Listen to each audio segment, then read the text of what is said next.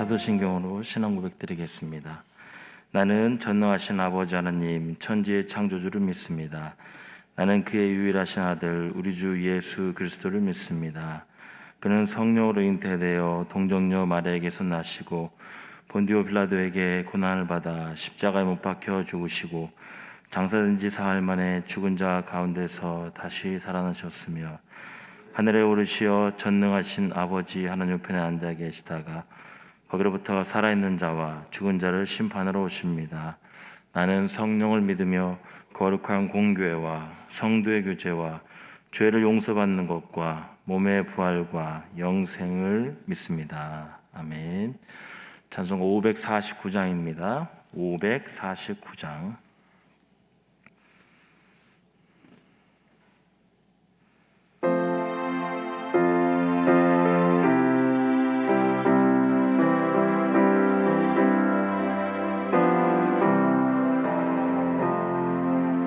내 주여 뜻대로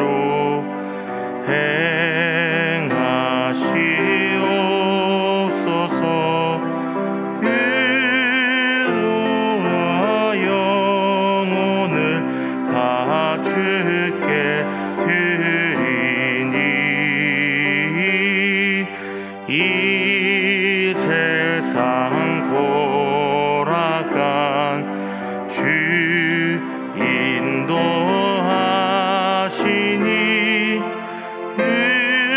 일주가 나셔서 뜻대로 하소서. 내 주여 뜻대로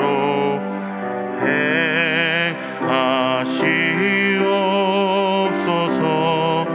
큰 근심 중에도 낙심케 마소서. 주님도 때로는 울기도 하셨네. 날 주가 나셔서 뜻대로 하소서. 내 주여 뜻대로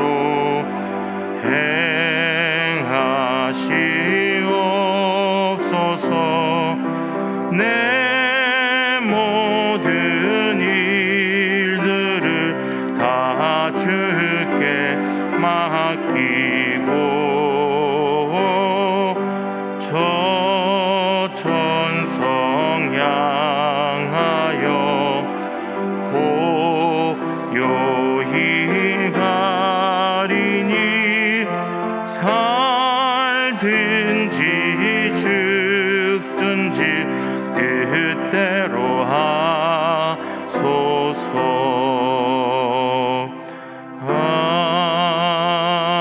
아멘. 하나님의 말씀 창세기 48장 12절에서 22절까지의 말씀입니다. 창세기 48장 12절에서 22절까지의 말씀 함께 교독으로 보신 후에 마지막 말씀 함께 합독으로 보도록 하겠습니다. 요셉이 아버지의 무릎 사이에서 두 아들을 물러나게 하고 땅에 엎드려 절하고 오른손으로는 에브라임을 이스라엘의 왼손을 향하게 하고 왼손으로는 므낫세를 이스라엘의 오른손을 향하게 하여 이끌어 그에게 가까이 나아가매 이스라엘이 오른손을 펴서 차남 에브라임의 머리에 얹고 왼손을 펴서 므낫세의 머리에 얹으니 므낫세는 장자라도 팔을 엇바꾸어 얹었더라. 그가 요셉을 위하여 축복하여 이르되 내 조부 아브라함과 아버지 이삭이 섬기던 하나님, 나의 출생으로부터 지금까지 나를 기르신 하나님, 나를 모든 환난에서 건지신 여호와의 사자께서 이 아이들에게 복을 주시오며 이들로 내 이름과 내 조상 아브라함과 이삭의 이름으로 칭하게 하시오며 이들이 세상에서 번식되게 하시기를 원하나이다. 요셉이 그 아버지가 오른손을 에브라임의 머리에 얹은 것을 보고 기뻐하지 아니하여 아버지의 손을 들어 에브라임의 머리에서 므낫세의 머리로 옮기고자 하여 그의 아버지에게 이르되 아버지여 그리 마옵소서 이는 장자이니 오른손을 그의 머리에 얹으소서 하였으나 그의 아버지가 허락하지 아니하며 이르되 나도 안다 내 아들아 나도 안다 그도 한 족속이 되며 그도 크게 되려니와 그의 아우가 그보다 큰 자가 되고 그의 자손이 여러 민족을 이루리라 하고 그날에 그들에게 축복하여 이르되 이스라엘이 너로 말미암아 축복하기를 하나님이 내게 에브라임 같고 므낫세 같게 하시리라 하며 에브라임을 므낫세보다 앞세웠더라. 이스라엘이 요셉에게 또 이르되 나는 죽으나 하나님이 너희와 함께 계시사 너희를 인도하여 너희 조상의 땅으로 돌아가게 하시려니와 함께 읽겠습니다. 내가 내가 내게 내게 내 형제보다 세겜 땅으로 더 주었나니 이는 내가 내 칼과 활로 아모리 족속의 손에서 빼앗은 것이니라. 아멘. 기도하겠습니다. 살아계신 하나님 아버지 은혜를 감사합니다. 지난 간밤에도 저희들을 주님 품 안에서 편히 쉬게 해주시고 또 이 새벽에도 저희들을 주 앞에 불러주심을 감사합니다. 물을 떠난 고기가 살 수 없음과 같이 저희가 주의 은혜가 없이는 한순간도 살 수 없음을 고백합니다. 이 새벽에도 말씀과 기도 가운데 저희들을 만나주시며 주의 성령으로 충만케 하여 주옵소서. 기도의 영을 부어주시고 마땅히 간구할 것들로 기도할 수 있게 하여 주옵소서. 주님께 감사의 예물을 올려드립니다. 시어머니 장례를 은혜 중에 잘 마치게 됨을 감사합니다. 또 추수감사 예물을 주님께 드립니다. 하나님 아버지 믿음으로 또 순종으로 감사함으로 드리는 예물을 주님께서 기뻐 받으시고 약속하신 하늘의 복과 땅의 복으로 충만하게 채워 주옵소서. 주의 은혜로 종의 가정들을 형통케 해주시며 그 자녀들을 축복하여 주옵소서. 예수님의 이름으로 축복하며 기도하옵나이다. 아멘. 이 새벽에도 주의 은혜와 축복이 함께 하시기를 축원합니다. 이제 성경에는 이제 하나님의 뜻과 마음이 담겨져 있습니다. 그리고 하나님께서는 이 성경을 통해서 이제 우리에게 필요한 영적인 양식을 채워주실 뿐만 아니라 이제 이 성경을 통해서 이제 우리들의 삶 속에 하나님의 뜻이 실현되게 되기를 원하시는 것이죠. 그리고 이제 그 성경의 하나님의 뜻은 이제 이야기라는 형태로 이제 담겨져 있습니다. 그래서 이제 창세기부터 계시록까지 하나의 거대한 이야기죠. 그리고 이제 이 이야기를 위해서 하나님께서는 역사 속에서 어떤 사건들을 일으킨 것입니다. 그 사건을 일으키시고 그 사건 속에 하나님의 마음을 담으시고 그리고 이제 그 담긴 마음들을 이제 우리가 알 수 있게 되기를 바라는 것이죠. 이제 우리의 삶 속에 일어나는 모든 사건들이 다 이제 하나님의 섭리와 주권 속에 있지만 어떤 사건들은 하나님께서 특별하게 다루신 사건들이죠. 예를 들자면 이제 이스라엘 백성들의 삶의 이야기가 그렇습니다. 인류 역사에 이스라엘만 있는 게 아니라 수많은 나라와 역사들이 있었습니다. 그런데 하나님께서는 특별히 이스라엘 민족, 이스라엘 백성과의 어떤 특별한 사건을 일으키시고 그 사건 속에서 하나님의 마음을 담은 것입니다. 그래서 이제 그 속에서 우리로 하여금 하나님의 뜻을 알게 하신 것이죠. 이제 이 아브라함, 이삭, 야곱의 이야기가 그렇습니다. 어떻게 보면 그냥 한 집안의 이야기인 것 같지만 그 아브라함의 이야기, 또 이삭의 이야기, 그 야곱의 이야기 속에는 하나님의 특별한 마음이 담겨져 있습니다. 아브라함은 특별히 믿음의 조상, 믿음에 대한 이야기가 담겨져 있습니다. 그래서 우리가 아브라함 이야기를 잘 묵상하면서 믿음이 뭔가 하는 것들을 배울 수 있습니다. 이삭은 순종의 이야기가 담겨져 있습니다. 순종한다는 게 뭔가? 순종한다는 것은 말도 안 되는 아버지가 자기를 죽이려고 하는 그 권위 앞에 굴복하는 거예요. 순종이라는 것은 항상 그런 문제에 맞닥뜨립니다. 어쨌든 이 이삭은 순종의 이야기를 우리에게 보여줍니다. 근데 이제 야곱의 이야기는 뭐냐 하면은 은혜가 뭔가를 우리에게 알려주는 것입니다. 야곱의 일생 전체를 통해서 하나님은 은혜라는 게 뭔가, 그리고 하나님께서 어떻게 은혜로 우리를 축복하시는가 하는 이야기를 이 야곱의 이야기 속에서 들려줍니다. 여러분들이 성경을 읽으면서 이걸 느끼셔야 돼요. 근데 그렇지 않고 여러분들이 성경을 읽으시면 아무리 뭐 백독을 읽고 천독을 읽어도 아무 의미가 없는 것입니다. 그래서 여러분들이 성경을 읽고 그 이야기 속에서 친숙해진 그 이야기 속에서 이걸 느끼셔야 돼요. 야곱의 이야기에서는 이런 하나님의 은혜가 흐름이 있습니다. 이제 오늘 본문의 사건은 간단한 이야기죠. 야곱이 죽을 때가 돼서 그의 손자를 축복하는데, 특별히 요셉의 아들 이 므낫세와 에브라임을 자기 아들의 반열에 올립니다. 이것은 하나님께서 요셉을 축복하신 거죠. 장자인 르우벤, 차자인 시므온, 그들이 마땅히 그 서열의 자격을 잃어버렸죠. 그래서 하나님께서는 요셉에게 서열을 바꾸진 않았지만 그가 장자의 몫을 받는 2배의 몫을 준 거죠. 그래서 이제 요셉의 아들들이 이제 이 자기 아버지 계열이죠, 삼촌하고 똑같은 등급에 올라가서 12지파 중에 한 지파들을 이렇게 형성하게 되는 것입니다. 그런데 이제 오늘 본문의 말씀 속에는 이 므낫세와 에브라임을 축복하는 사건이 벌어져요. 그런데 뭐 갖고 시비를 하냐면요, 손을 얹은 것 같고 요셉과 야곱이 씨름을 해요. 이 이야기가 여기에 실려 있어요. 이런 이야기가 여기에 왜 실렸는가? 이런 이야기가 왜 소개가 되고 있는가? 여러분들이 이거를 좀 생각을 하셔야 돼요. 그러면서 이제 이 말씀을 이제 보셔야 합니다. 자, 이제 12절 가서 보겠습니다.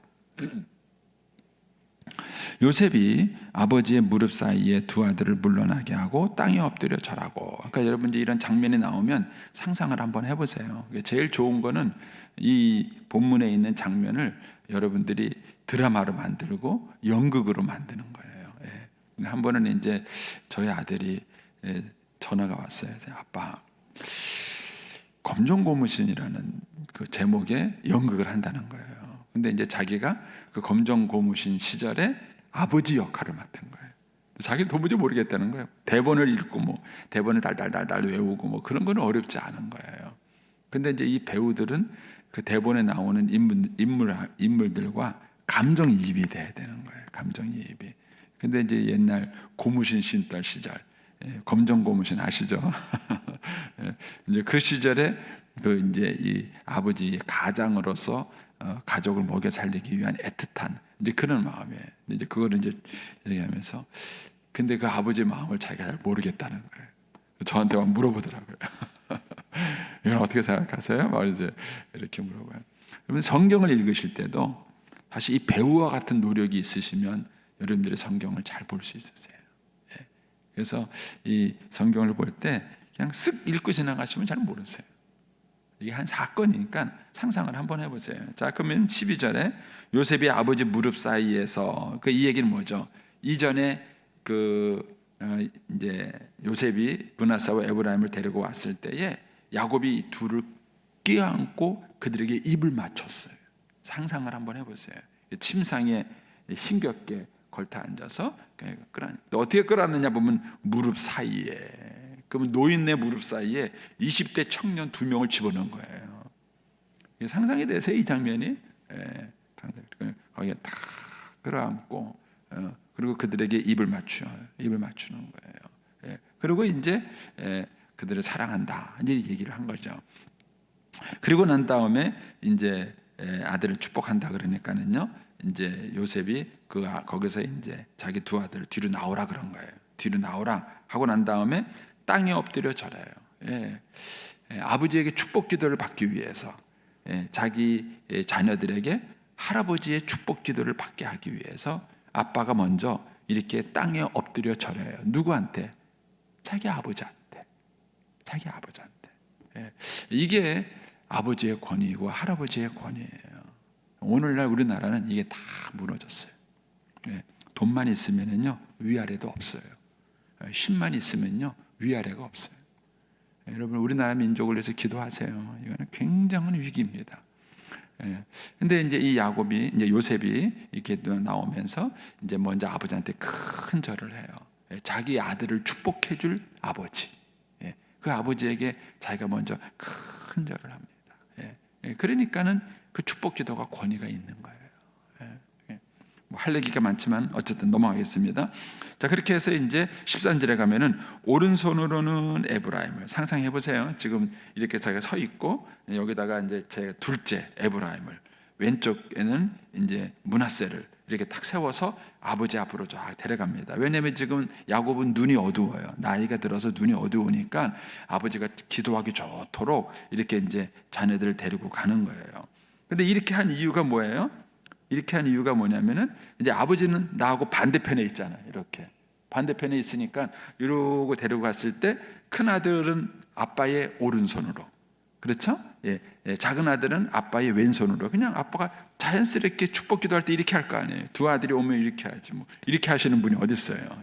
그러니까 야곱이 요셉이 이쪽에는 왼손에는 둘째 아들을, 오른손에는 큰 아들, 죄송합니다. 오른손에는 둘째 아들, 왼손에는 이제 큰 아들을 이렇게 해서 이렇게 데리고 들어간 거예요. 아빠가 자연스럽게 자기 아버지가 이렇게 손을 얹고 축복기도 할 거라고 생각을 한 거예요. 그런데 뜻하지 않게 이렇게 해버린 거예요. 야곱이 이렇게 해버린 거예요. 그러니까 이제 요셉도 당황한 거예요. 그래서 이제 그 앞 뒤로 넘어가서 17절을 보겠습니다. 요셉이 아버지가 오른손을 에브라임의 머리에 얹은 것을 보고 기뻐하지 않았어요. 그래서 아버지, 내가 미리 아버지 헷갈릴까봐 미리 이 큰아들 작은아들을 이렇게 해서 준비해갖고 데려갔어요. 그러니까 손 이렇게 어긋나게 하지 말고 그냥 하던 대로 하시면 됩니다. 하던 대로 하시면 됩니다 하고 이제 자기 요셉이 또 설명을 했어요. 설명을 했는데 야곱이 뭐라 그럽니까? 안다. 안다, 그렇게 얘기하신 거예요. 그렇게 이제 요셉이 데리고 올 거라는 거를 야곱도 알았던 거예요. 그러니까 이 부모 마음은 다 이심전심이에요. 여러분 자녀가 3명이 있으면 큰애가 이쁘세요? 막내가 이쁘세요? 네? 막내가 이쁘죠. 훨씬 이쁘죠. 근데 큰애가 잘 됐으면 좋겠어요? 막내가 잘 됐으면 좋겠어요? 뭐 대답을 안 하시죠. 이쁘기는 막내가 이뻐요. 그렇잖아요. 막내가 이뻐요. 내리사랑이라고 막내가 이뻐요. 그런데 누가 잘 됐으면 좋겠냐면은 큰애가 잘 됐으면 좋겠는 거예요. 큰애가 잘 돼서 큰애가 둘째도 좀 챙기고 셋째도 좀 챙기고 이렇게 했으면 좋겠어요. 이게 모든 부모들의 마음이에요. 이게 뭐 누가 가르쳐 준 것도 아닌데 요셉도 똑같은 거예요. 요셉도 똑같은 마음이 있는 거예요. 뭐 에브라임하고 므낫세를 둘 다 사랑하지 않았겠어요? 다 사랑하죠. 다 사랑하지만 이왕이면은 큰 아들이 좀 더 잘 돼서 동생을 좀 챙기고 좀 이렇게 했으면 좋겠다는 게 이제 그 요셉의 마음이고, 그것도 야곱도 똑같은 마음이에요. 야곱도 똑같이 그런 마음을 야곱도 가지고 있는 거예요. 그래서 이제 아마 눈은 잘 안 보이지만 요셉이 그렇게 할 거라는 거를 야곱이 예측을 한 것 같아요. 그래가지고 이제 손을 이렇게 어긋나니까는 아버지 그렇게 하지 마시라고, 내가 지금 아버지 불편하지 않도록 다 이렇게 오른쪽 왼쪽 다 내가 이렇게 살펴서 지금 데리고 왔다고 이렇게 이제 얘기를 하니, 그러니까 야곱이 뭐라 그러냐면 내가 안다 이렇게 얘기를 하는 거예요. 자, 그러면서 19절에 보시면 그의 아버지, 야곱이죠. 야곱이 허락하지 아니하며, 손을 안 바꾼 거예요. X자로 한 거를 그대로 한 것입니다. 허락하지 아니하며 이르되 나도 안다. 내 아들아 나도 안다. 네 마음도 알고 다 안다. 안다. 그도 한 족속이 되며, 그도가 누굽니까? 큰 아들을 말하는 거예요. 네가 걱정하고 염려하는 므낫세, 그도 한 족속이 될 것이고 그도 크게 될 것이다. 하느님이 내 원하는 대로 큰아들도 크게 복을 주고 큰아들도 잘 될 것이다. 그러나 그 아우가 그보다 큰 자가 될 것이다. 아우가 더 낫게 될 것이다. 이런 얘기는 그의 아우가 그보다 큰 자가 되고 그의 자손이 여러 민족을 이루게 될 것이다 하면서 축복을 하셔요. 왜 이렇게 했을까? 야곱은 왜 이렇게 했을까? 그리고 야곱이 이렇게 했는데 그거를 왜 굳이 이스라엘 민족이 오랫동안 이 사건을 기억하면서 구전의 구전으로 이 이야기를 전해왔을까? 그리고 모세가 어떻게 이 이야기를 들었고 모세는 또 왜 이 이야기를 여기다가 기록을 했을까? 왜 성령의 감동으로 하나님께서 이 사건을 여기에다가 기록하게 했을까 하는 거예요. 기록하게 했을까 하는 것입니다. 여기에 이제 아주 중요한 원리가 있어요. 먼저는 이 원리가 누구에게 적용이 됐느냐면은 야곱에게 적용이 됐어요. 야곱에게. 야곱은 동생이잖아요. 그런데 엄마 뱃속에 있을 때 두 쌍둥이 녀석이 막 엄마 뱃속에서 싸워요. 근데 하나님께서 뭐라 그러셨냐면은 동생이 더 큰 형보다 더 낫게 될 것이다. 이렇게 얘기를 했어요. 왜 하나님은 이렇게 하셨을까? 왜 하나님은 이런 은혜를 내셨을까? 이제 그 이유가 있습니다. 여러분 말라기 1장 2절을 한번 찾아보세요. 구약 성경 말라기 1장 2절. 말라기가 어디 있는지 모르시면 마태복음 바로 앞에 말라기가 있습니다. 구약 성경 맨 마지막이 말라기니까 마태복음 바로 앞에 말라기가 있습니다. 말라기 1장 2절.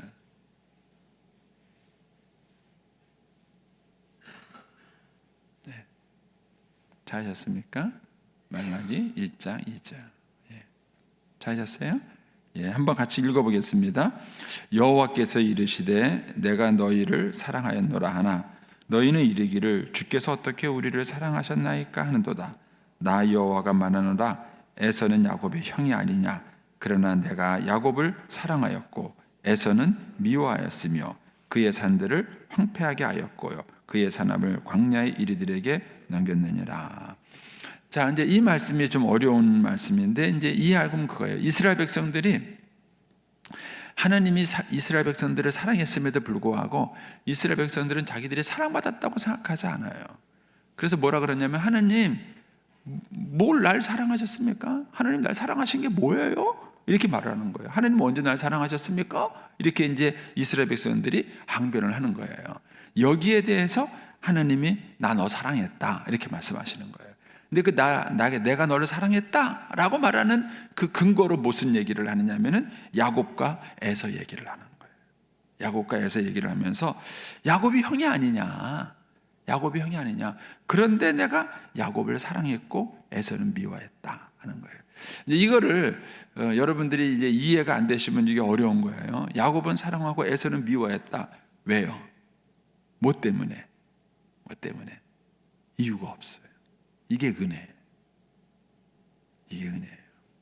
야곱은 사랑하고 에서는 미워했다. 왜 그렇죠? 은혜 때문이에요. 우리는 이제 세상을 살아가면서 모든 것을 인과 법칙에 의해서 만들어요. 어떤 사건이 벌어지면은요, 그 사건에 생기게 된 이유와 원인을 찾으려고 그래요.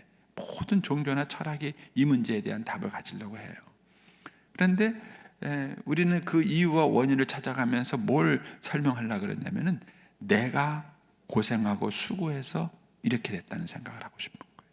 내가 고생하고 수고해서. 내가 열심히 노력해서 이만큼 잘 살았다. 내가 열심히 노력해서 이만큼 잘 살았다는 거예요. 이런 사람들의 특징은 뭐냐 하면은 은혜를 몰라요.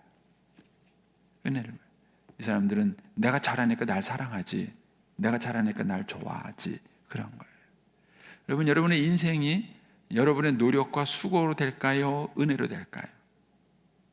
여러분, 이거를 잘 한번 묵상해 보세요. 오늘 이 주제가 굉장히 사실은 어려운 주제이면서도 굉장히 중요한 것입니다. 저도 이제 목회를 이렇게 쭉 하고 저도 아이들을 이렇게 커요. 키우다 보니까는요, 참 성도들의 삶이 너무 다양해요. 너무 다양해요. 어느 집에는 자녀들이 사고를, 요번에 뭐 이태원 사고도 있었지만은, 참사가 있었지만은, 그러나 내 자녀가 거기 가지 않은 게, 내 자녀가 거기 있지 않았던 게 여러분의 노력이에요? 여러분들이 잘 돼서 그런 겁니까? 그리고 거기서 이렇게 사고 당한 사람은 뭔가 잘못돼서 그런 거예요?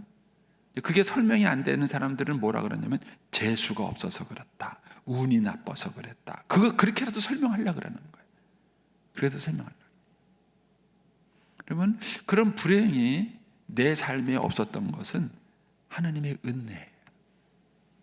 근데 우리는 기본적으로 내가 가지고 있는 것이 내 권리라고 생각해요. 내가 사는 것, 건강한 것, 이 모든 게 내 권리라고 생각해요. 그러니까는 이게 없어지면 화를 내요. 근데 있는 것 자체가 은혜라는 사실을 몰라요. 있는 것 자체가 은혜라는 걸 모르는 거예요. 그러니까는 없어지면 화를 내요. 왜 내 거 뺏어갔어? 처음부터 내 게 아니에요. 여러분들이 무슨 노력으로 이 땅에 태어나셨습니까? 여러분 무슨 노력으로 여러분들이 지금까지 사셨습니까? 여러분들이 수고해. 돈 얼마 주셨어요?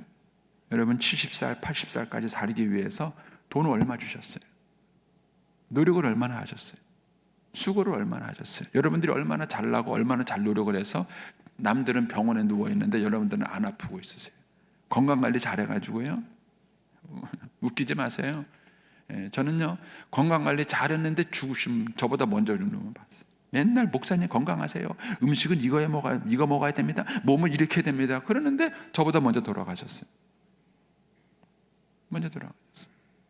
그러면 여러분들이 그렇게 노력을 하고 수고해서 뭘 얻었다라는 생각을 갖고 있기 때문에 은혜 받았다는 게 뭔지를 모르시는 거예요.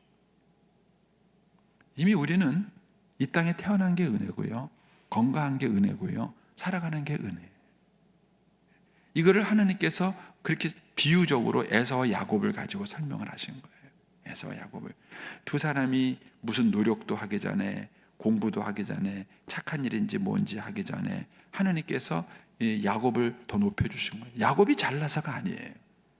야곱을 높인 이유는 뭐냐면은 인생이 은혜다, 인생이 노력의 결과가 아니라 은혜다라는 사실을 깨닫게 해주기 위해서 하나님이 깨닫게 해줍니다.